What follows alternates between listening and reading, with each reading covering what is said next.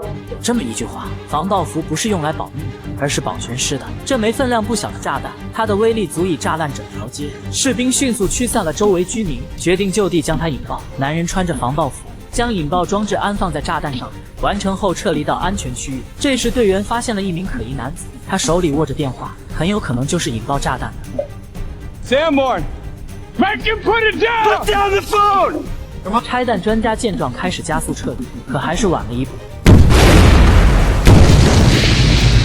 战场上这样的生离死别太过常见，来不及让他们悲伤，上级又重新调来一个新的拆弹专家，他叫詹姆斯，已经成功拆除过873枚炸弹，也就是说他与死神擦肩而过873次。詹姆斯拆弹有个不要命的习惯，就是从来不需要机器人探路。尽管队长劝他还是悠着点，但自信满满的詹姆斯似乎对炸弹有种莫名的渴望，他步履轻松，径直地走向雷区，这让队员替他捏了一把汗。Rowdy boy. Right. 更让他们意外的是，他竟然扔出一个烟雾弹，挡住队员们的视线，为的只是转移注意力。这种操作绝对就是猪队友。抵达战场后，他的第一个任务就是拆除埋在土里的一颗炸弹。詹姆斯拨开上面的碎石，一颗体量不小的炸弹赫然出现。如果爆炸，整条街都荡然无存。只见他慢慢取出雷管，然后再剪掉黄绿两根线。All right, we're done. 等收到拆除完毕的消息后，队员们才算是松了一口气。就当他准备离开时，却在底下又发现一根红线，顺着线路他来到尽头，用力拽起，竟然还连着一片炸弹。站在中央，詹姆斯毫不惊慌，他趴在地上一个一个拆除。好在炸弹都是同一类型，并不难拆。虽然完成了任务，但詹姆斯这种全程拒不配合的态度，还是引起了队长的极大不满。这样下去，很容易让整队人都跟着遭殃。可詹姆斯却毫不在乎，一个人躲进车里，自顾自地抽着烟。第二天，他们又接到了新的任务，一辆汽车炸弹停放在城区。等拆弹专家上前查看时，楼上的一名恐怖分子对着油箱开了一枪，汽车瞬间被大火点燃。詹姆斯还跟往常一样，迈着大步就走了上去，端着灭火器将大火扑灭。当他撬开后备箱，却被惊出一身冷汗，里面布满炸弹。这么一句话，防爆服不是用来保命的，而是保全尸的。男人掀开后备箱，却被惊出一身冷汗，里面竟然全是炸弹，它的分量足以将他炸烂。随后他脱下了防爆服。What are you doing?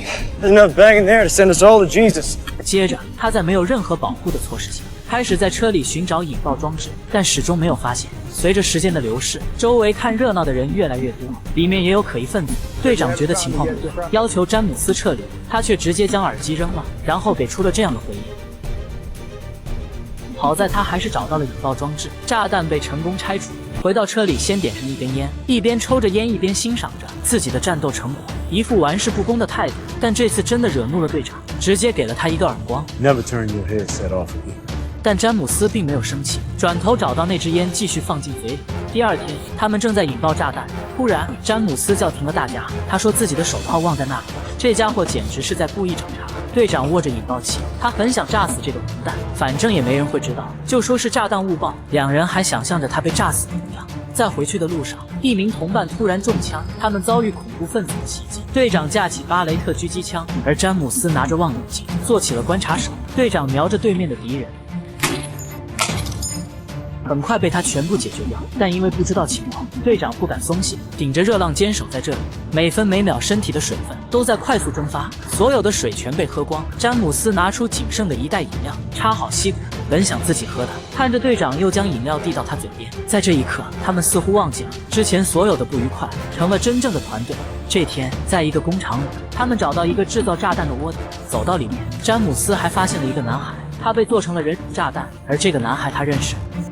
男孩被做成了人肉炸弹，而这个男孩他认识，就是之前卖给他光碟，还经常一起踢足球的男孩。他们这次任务就是负责清走这些炸弹，不能搬走的就直接引爆，包括这个男孩。詹姆斯在他身上安装了炸药，但他实在不忍心，于是取消了爆破。作为一个身经百战的人，在此刻他却再也绷不住了。看着男孩，詹姆斯抱头痛哭。经历了800多次的成功拆弹，他却救不了这个年轻的生命，现在能做的就是保他全尸。于是詹姆斯决定拆除男孩体内的炸弹，完成后将他抱了出来。就在他们准备撤离时，却发生了爆炸，一名队员被当场炸死。等同伴走上前，却只剩下一个头盔。回到宿舍，詹姆斯情绪难以平复，只能用冷水让自己冷静下来。就在距离任务结束只剩2天时，外面又出现了状况，一群士兵用枪对着男人，因为他身上绑有炸弹。男人说自己是被胁迫的，他有家庭还有孩子，他不想死。詹姆斯让男人掀开衣服，所有人都被吓傻了，里面竟全是炸弹。他让大家退后75米。队长劝他让他不要去，很明显这是个陷阱，等你一靠近就会引爆。他只能安慰队长让他放心。詹姆斯走过去用枪对着男人，让他不要乱动。他看着上面有块电子表，这是个定时炸弹，他们全被钢条锁死。詹姆斯用铁钳想剪断铁锁，但它太过坚硬，始终纹丝不动。在时间剩下45秒的时候，他才剪断了第一个。There's too many. I can't do it. 詹姆斯被爆炸的气浪掀翻，好在有防爆服的保护，他还活着。等任务完成，詹姆斯回到家，但他跟妻子聊天的内容全是战场上的事情，他完全脱离不了战场。妻子对他说的这些并不感冒。慢慢的，詹姆斯也意识到自己无法适应正常人的生活，他只能告诉妻子有地方需要他。没多久，詹姆斯又回到战场，这或许就是他的一生。有人说拆弹最厉害的技术就是拆完弹你还能活着，但活着比死更可怕的却是战后走不出来的阴影。我们没有办法改变什么，只是希望这个世界能多一些和平，少一些悲剧。